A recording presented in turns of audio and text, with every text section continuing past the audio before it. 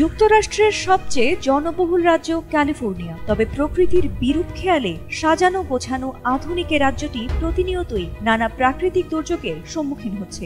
এবার যুক্তরাষ্ট্রের এ রাজ্যটি চলতি বছরের সবচেয়ে বড় ও ভয়াবহ দাবানলের সাক্ষী হচ্ছে, আর তাতে গোটা যুক্তরাষ্ট্র জুড়ে সতর্কতা জারি করা হয়েছে। ভয়াবহ আগুনে পুড়ে ইতোমধ্যেই ছাই হয়েছে বনের পর বন, এমনকি ঘরবাড়িও। আশ্রয় হারিয়েছেন লাখ লাখ মানুষ।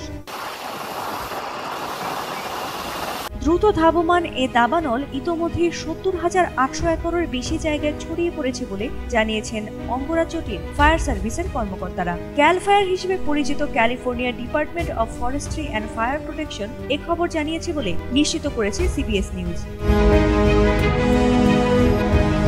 ক্যাল ফায়ার জানায়, শুক্রবার বিকেল পর্যন্ত দাবানলের ১০% নিয়ন্ত্রণে আনা হয়েছে।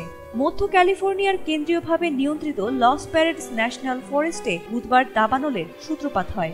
এ আগুনে লস অ্যাঞ্জেলেস থেকে প্রায় ১০০ মাইল দূরে স্যান লুইস অবিস্পো এলাকায় ঘরবাড়ি ছেড়ে যাওয়ার সতর্কবার্তার পাশাপাশি মহাসড়ক বন্ধের আদেশ দেওয়া হয়। কার্ন কাউন্টিতেও বিভিন্ন স্তরের নিরাপদে যাওয়ার নির্দেশনা দেওয়া হয়। ইউএস ফরেস্ট সার্ভিস এক বিবৃতিতে ক্যালিফোর্নিয়ায় চলতি বছরের সবচেয়ে বড় দাবানলের বার্তা দিয়েছে।